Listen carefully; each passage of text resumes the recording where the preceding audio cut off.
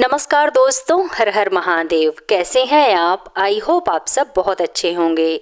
तो दोस्तों, हमारे हिंदू धर्म में सनातन धर्म को मानने वालों के घर में पूजा पाठ के लिए एक मंदिर जरूर होता है। हमारे शास्त्रों में घर में मंदिर रखने के कई नियम बताए गए हैं। इन नियमों के पालन करने से न सिर्फ हमें भगवान की विशेष कृपा प्राप्त होती है, बल्कि इससे हमारे घर में सकारात्मक ऊर्जा का वास भी होता है। लेकिन दोस्तों, अपने पूजा घर में पूजा करने के साथ साथ घर के मंदिर की समय समय पर साफ सफाई भी ज़रूरी होती है। तो आज की इस वीडियो में हम जानेंगे कि मंदिर की साफ सफाई आपको किस दिन करनी चाहिए और किस दिन नहीं करनी चाहिए। दोस्तों, हर सनातनी के लिए यह आवश्यक है कि वह अपने पूजा घर और मंदिर की देखभाल और साफ सफाई के कुछ नियमों का पालन अवश्य करें। लेकिन कुछ लोगों को पता ही नहीं होता है कि मंदिर की सफाई आखिर हमें किस दिन करनी चाहिए। तो आज की इस वीडियो के माध्यम से हम आपको घर के मंदिर से जुड़े कुल 5 नियम बताने वाले हैं जो आपको ज़रूर ही जानने चाहिए। तो आइए वीडियो शुरू करते हैं और जान लेते हैं पहला नियम और मंदिर की साफ सफाई से संबंधित कौन से वो ज़रूरी नियम हैं जिनका पालन हमें अवश्य करना चाहिए। मंदिर और पूजा घर का महत्व हमारे जीवन में बहुत अधिक होता है। यह स्थान न केवल आध्यात्मिक ऊर्जा का केंद्र होते हैं, बल्कि हमारे दैनिक जीवन में सुख, शांति व संतुलन प्रदान करने में भी बहुत अधिक सहायक भी होते हैं। अपने घर में यह सुनिश्चित किया जाना चाहिए कि पूजा घर की साफ सफाई प्रत्येक शनिवार को अवश्य होनी चाहिए। शनिवार का दिन विशेष रूप से शुद्धता और सफाई के लिए सबसे महत्वपूर्ण माना जाता है। इस दिन की गई सफाई से न केवल पूजा घर की पवित्रता बनी रहती है, बल्कि यह भी सुनिश्चित होता है कि वहाँ की ऊर्जा सकारात्मक बनी रहे और नकारात्मक ऊर्जा समाप्त हो जाए। दोस्तों, नियमित सफाई से मंदिर का वातावरण स्वच्छ और शुद्ध बना रहता है, जो कि पूजा अर्चना के लिए बहुत आवश्यक होता है। इसके साथ ही यह भी ध्यान रखना चाहिए कि साफ सफाई करते समय सभी पूजा सामग्री व भगवान को सही तरीके से व्यवस्थित भी किया जाना चाहिए, ताकि पूजा के समय किसी प्रकार की कोई परेशानी ना हो। और साफ सफाई के बाद गंगा जल का छींटा घर में अवश्य लगाना चाहिए। यह भी एक बहुत महत्वपूर्ण नियम है, क्योंकि गंगा जल छिड़कने से न केवल स्थान की पवित्रता बढ़ती है, बल्कि वहाँ की नकारात्मक ऊर्जा को भी दूर करता है। गंगा जल का उपयोग करने से पूजा घर में एक दिव्य वातावरण निर्माण होता है, जो कि पूजा के समय विशेष रूप से आवश्यक होता है। यह नियम हमें यह भी सिखाता है कि हमें अपने पूजा स्थल की पवित्रता बनाए रखने के लिए गंगा जल का छिड़काव अवश्य करना चाहिए। दोस्तों, एक अन्य महत्वपूर्ण नियम है कि मंदिर के दीपक को प्रत्येक दिन साफ करके ही उसमें नई बाती आपको जलानी चाहिए। दीपक का जलाना न केवल एक परंपरा है, बल्कि यह एक आध्यात्मिक क्रिया भी है जो हमें आंतरिक प्रकाश और ज्ञान की ओर अग्रसर करती है। दीपक की सफाई से यह सुनिश्चित होता है कि उसमें कोई अवशेष या गंदगी ना हो, जिससे उसकी ज्योति अधिक प्रभावी हो सके।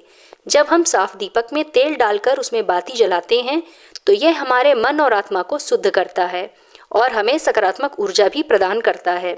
इसके अलावा आपको इस बात का भी विशेष ध्यान रखना चाहिए कि पूजा घर की साफ सफाई एकादशी व गुरुवार के दिन नहीं करनी चाहिए।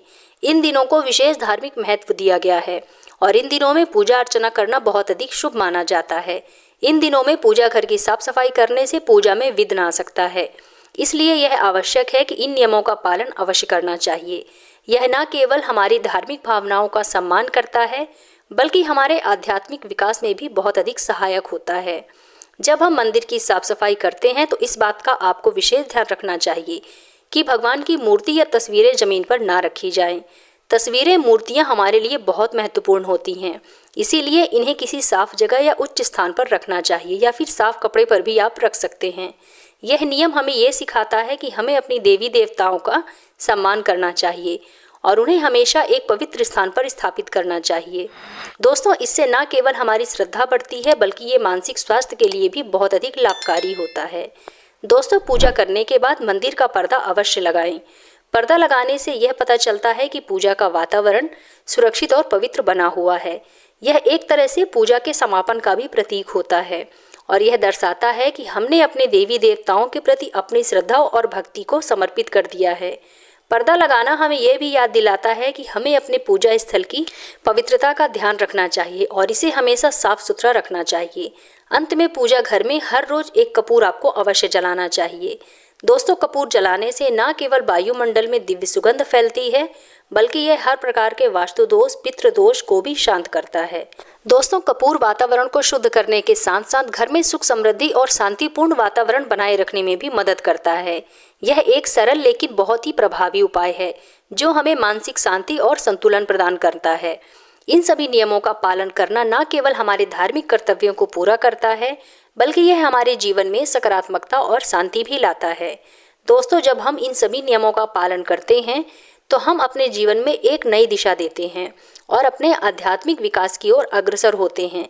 इस प्रकार से मंदिर और पूजा घर की देखभाल करके हम न केवल अपनों के लिए बल्कि अपने परिवार और समाज के लिए भी एक सकारात्मक वातावरण का निर्माण करते हैं। तो दोस्तों, यदि आप शनिवार के दिन अपने पूजा घर के मंदिर की साफ सफाई करते हैं तो इससे आपके ऊपर भगवान की विशेष कृपा बनी रहती है और आपके घर में नकारात्मक ऊर्जा का नाश होता है और सकारात्मक ऊर्जा का प्रभाव तेजी से बढ़ता है। दोस्तों, अपने पूजा घर की साफ सफाई करते समय अंत में इस बात का आपको विशेष ध्यान रखना चाहिए कि कभी भी रात के समय अपने पूजा घर की साफ सफाई आपको नहीं करनी चाहिए, क्योंकि इससे वास्तु दोष लगता है और हमारे भगवान भी रुष्ट हो जाते हैं, क्योंकि ऐसा करने से उनके आराम में बाधाएं आती है। तो दोस्तों, उम्मीद करती हूँ कि आप लोगों को मेरे द्वारा दी गई जानकारी जरूर पसंद आई होगी। अगर आप लोगों को मेरा आज का वीडियो पसंद आए तो वीडियो को लाइक कीजिए, अपने फ्रेंड्स एंड फैमिली के साथ ज़्यादा से ज़्यादा शेयर कीजिए और अगर आप मेरे इस चैनल पर पहली बार आई हैं तो मेरे चैनल को सब्सक्राइब करके बेल आइकन ज़रूर प्रेस कर लीजिएगा, जिससे कि आपको मेरे नए वीडियो की नोटिफिकेशन सबसे पहले प्राप्त हो। तो मिलते हैं अपने नेक्स्ट वीडियो में, तब तक के लिए हर हर महादेव।